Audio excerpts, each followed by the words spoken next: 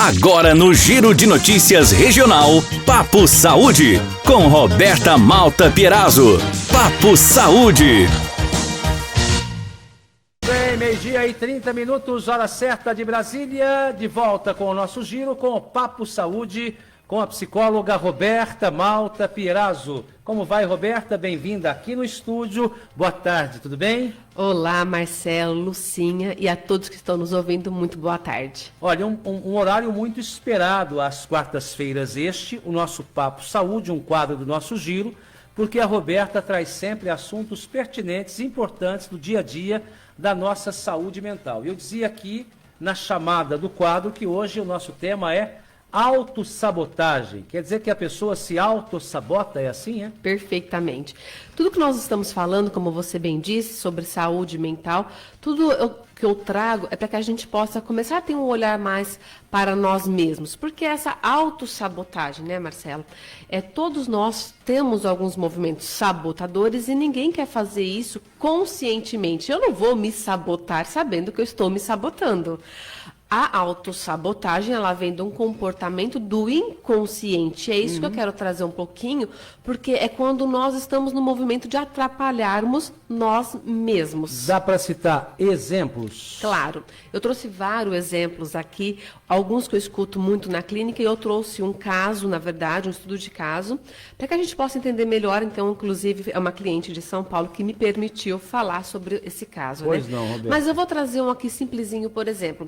Eu quero muito ir caminhar, mas ninguém vai comigo, Marcelo. Então, eu acho que eu não vou hoje, não. Eu fico convidando as pessoas, eu fico esperando o meu esposo ou a minha filha ir comigo caminhar e não vou até com que essas pessoas vão comigo. Por que é um momento autossabotador? Eu te pergunto, de quem é o desejo e a necessidade de ir caminhar? Seu. Exatamente. Então, por que eu estou esperando outra pessoa para ir caminhar? Para ter companhia. Exatamente. Só que eu me coloco, nesse momento, na expectativa do outro. Eu estou responsabilizando o outro. Eu não vou caminhar porque minha filha não vai comigo. Eu não vou sozinha. Entende? Entendi. Então, eu preciso caminhar, mas, ao mesmo tempo, eu tenho vamos colocar assim, uma indisposição de ir, então eu fico responsabilizando o outro para que eu não vá. Então, quer dizer, a culpa não é minha, mas é minha filha que não me acompanha. Olha, posso te contar um caso que aconteceu dia desses comigo? Vamos lá. Eu vou frequentemente à academia e você sabe disso, já me viu lá, inclusive, algumas vezes.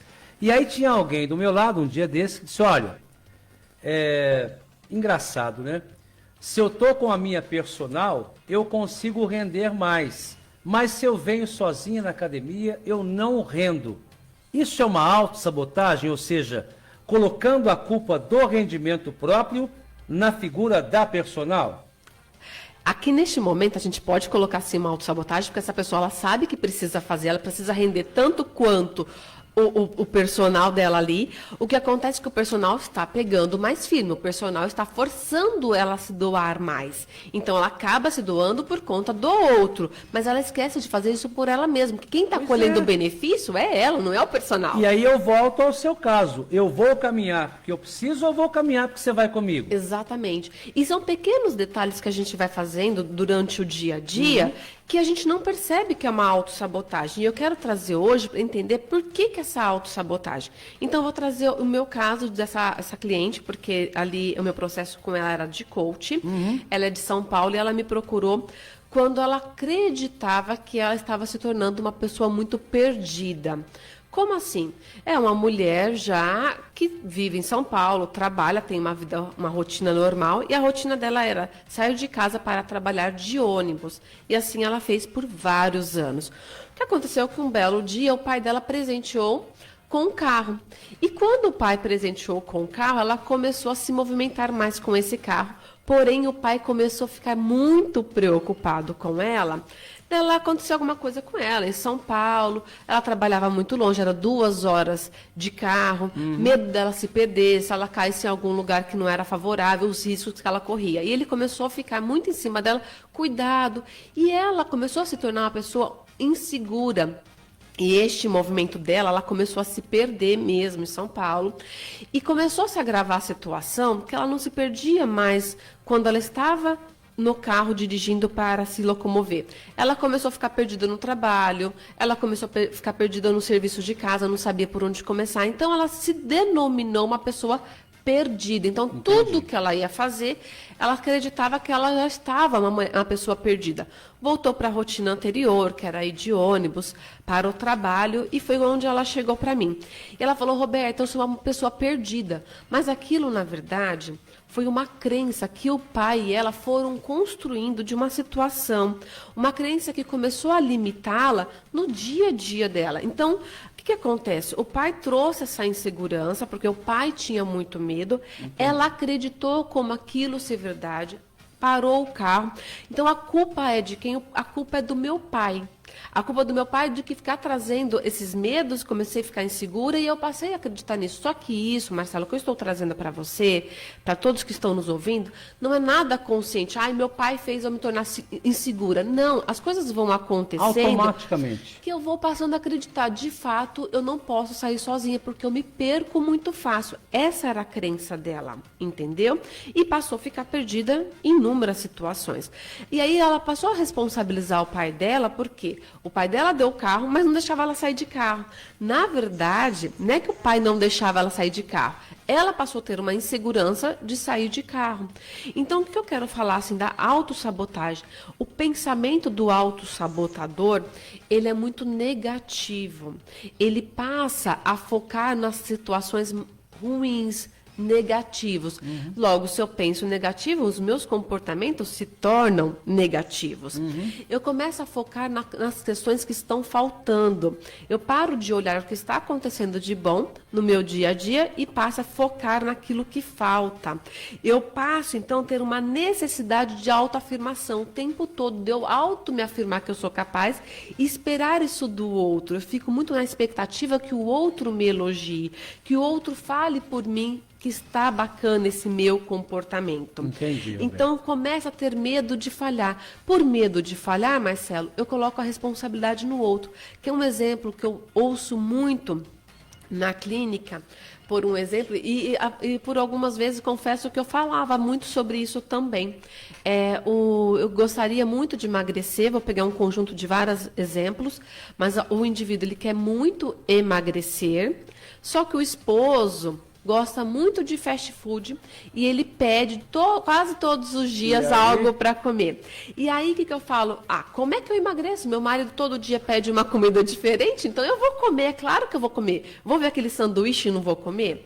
Então, eu passo a responsabilizar o meu esposo por essa questão dele não me ajudar no emagrecimento. Mas, na verdade, o que acontece, Marcelo? Eu escolhi comer aquilo que ele pediu. Então, a falha é minha, a responsabilidade de fato é minha, mas eu coloco a culpa no outro.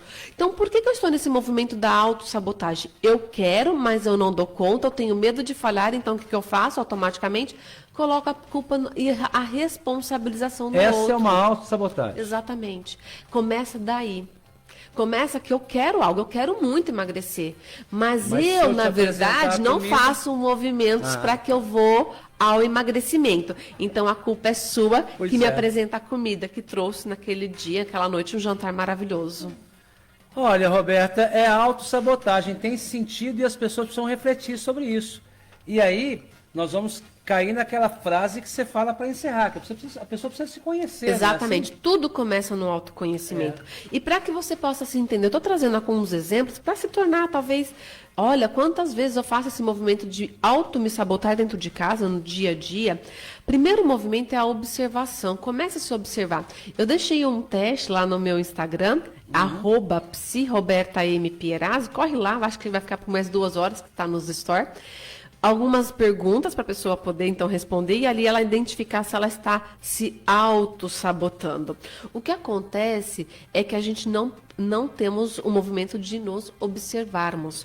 Então, o primeiro passo é o se conhecer. Deixa eu entender por que eu estou me movimentando dessa forma. Entendi. Como eu disse, Marcelo, ninguém vai se sabotar porque eu quero me sabotar. É um movimento inconsciente. E é automático botar a culpa nos outros. Exatamente. Então, eu preciso ter um foco em mim. Então, quais são as dicas que eu trago para que você hoje, então, comece a sair deste movimento? Primeiro, né, a autoobservação, atenção em seus movimentos, nos seus pensamentos. Como eu sempre digo, existe uma situação, eu penso, eu sinto, me comporto. Então, atenção neste seu movimento. E como eu disse anteriormente, a pessoa sabotadora, ela tem uma tendência a pensar negativo. Ter foco onde quer chegar, né? Se você quer emagrecer, pense no seu resultado. Como é que você vai estar eliminando 10, 15 quilos que você queira? Registre essa imagem. Então, começa a colocar metas pequenas, mas que todos os dias você vai ao encontro do seu objetivo. Mesmo que vai acontecer os obstáculos, mantenha o seu foco, não desista. E valorize pequenas ações. Acontece que as pessoas estão muito focadas em algo grande que acontece no seu dia a dia. E elimina e esquece pequenas coisas que que acontecem no nosso dia a dia. Quem é que agradeceu por estar vivo, por estar respirando? A gente agradece, nossa, já pensou se eu ganhar na Mega Sena? É algo, né? Mas as pequenas coisas de estarmos no dia a dia, a gente acaba esquecendo. Então, valorize esses pequenos passos.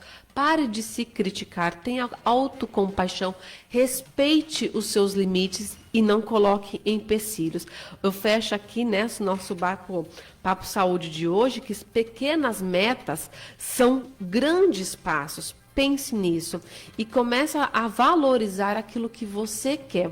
É importante você colocar os seus objetivos e seguir isso. Então, é focar em si mesmo. E se você sentir que precisa de ajuda, procure. Busque ajuda. Se não está dando conta sozinha, é por isso que nós profissionais da área, né, da psicologia, da terapia, possamos ajudar aí nesse processo do autoconhecimento. E a Roberta está à disposição lá no Instagram, Roberta M. Pierazzo, também o canal do YouTube, inclusive esse Papo Saúde está semanalmente lá, é Psi Roberta Malta Pierazzo.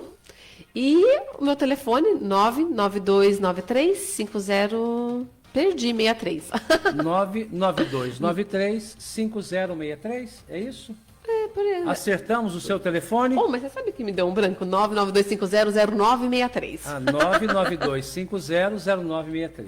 Exatamente. Roberta, obrigado por ter vindo nesta quarta do nosso Papo Saúde. Falamos de autossabotagem, um tema da maior importância. E na próxima quarta, se Deus quiser, e Ele há de querer, aqui estaremos com o Papo Saúde e mais um tema relacionado à saúde mental. Tá Exatamente. Bom? Muito obrigado. E como eu sempre termino, né? O seu reconhecimento e a sua valorização começam em você. Então não espere isso de ninguém. Um grande abraço a todos. Obrigado. Roberta Malta Pierazzo, Papo Saúde Regional, no horário oficial de Brasília, 12h41. Você ouviu na Regional FM Papo Saúde com Roberta Malta Pierazzo. Papo Saúde.